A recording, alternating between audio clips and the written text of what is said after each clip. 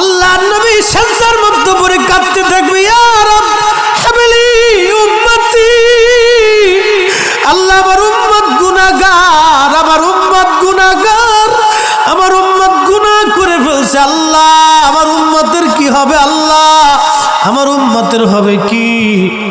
আল্লাহ পাক ডাক দিয়ে বলবেন, হাবিব আপনি আর সেজদায় পড়ে থাকবেন না, মাথা উঠান।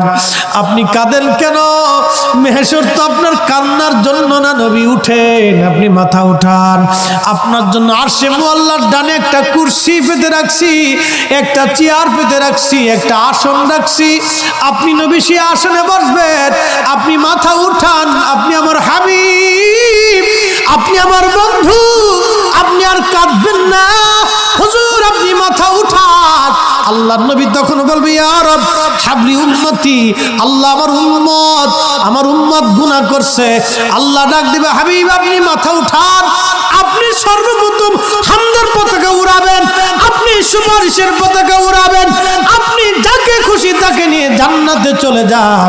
একবার জোরে বলা যাবে কি সুবহান।